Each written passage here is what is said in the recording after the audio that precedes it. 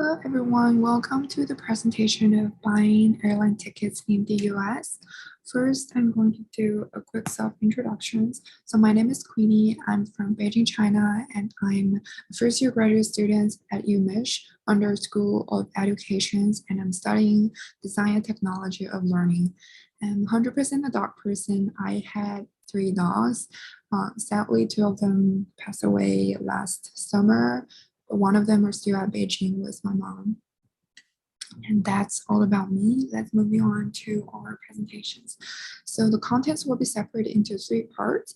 Firstly, I'm going to show you where and how to purchase a ticket, and then I'll share some tips while you're buying tickets. And lastly, I will talk about the difference between airlines.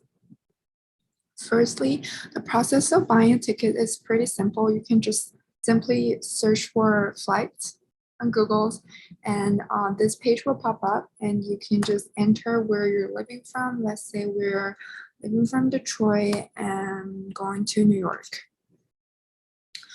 And then they will have all the flights that are available listed over here.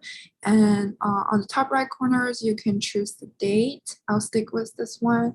And over here, little bars over here, you can choose the number of stops. I prefer non-stop only. And after I did the filters, these are all the non-stop flights that are available to me. And just choose the one that fits best for your need. I'll choose the American Airlines one, and they will then ask for my returning flights. I'll do the 4 p.m. to 6 p.m. ones, and here's are all the informations, like what are included in the tickets, what might cost you extra money. So for the main cabin tickets, it includes 1 free carry-on baggage. However, for the checked bag, it will cost you $60 for the first one, and normally the second one goes cheaper, like around $40. And the first class tickets will be $110 more expensive, but they do include 2 free check bags. So just whichever one works the best for you. I'll stick with the main cabin one and click on continue. Then they will send me directly to the airline website and just fill out all of your information, your name, your date of birth, emails, your contact info, and click on continue to pay for your tickets. And one tips I have for you right here is to sign up for an account for different airlines so that they can keep track of your miles, and later you may use the miles you saved to buy a ticket or use it as a discount.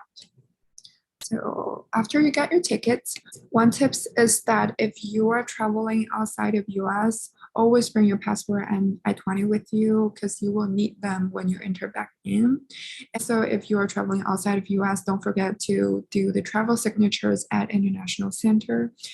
You will need them when you enter back in as well. So you can just simply go to the International Center, bring your I-20, your passport, and your student ID, and ask them for travel signatures. Normally, it will take a couple days, but I would highly recommend to do it at least like around 10 days priorly. So in case something happened to bring the process like longer, you can still catch your flight.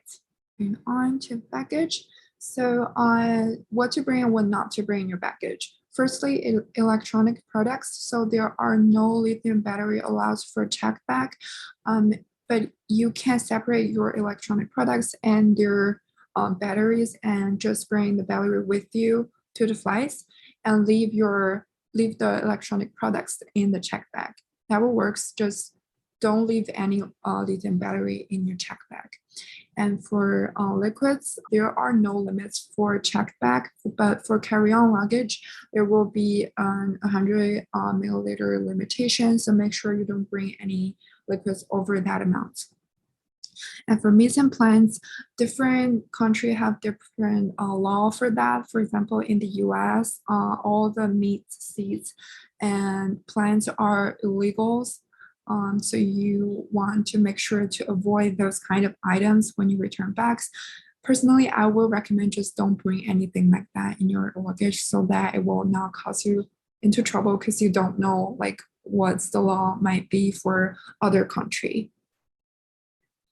And lastly, I'll talk about different airlines. So the three down below, Spirit, JetBlue, and Southwest are considered as budget airlines, which means that they tend to be cheaper in general. However, it's more likely that you will have to pay extra fee for your luggage and something else.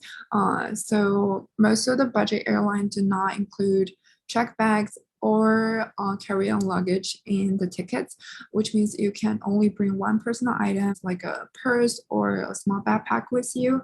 But if you're traveling with luggage, or if you prefer like a more comfortable traveling experience, those above might be better choice. So United, Delta, and American Airlines will be more expensive in generals, but they do have more flights from most places.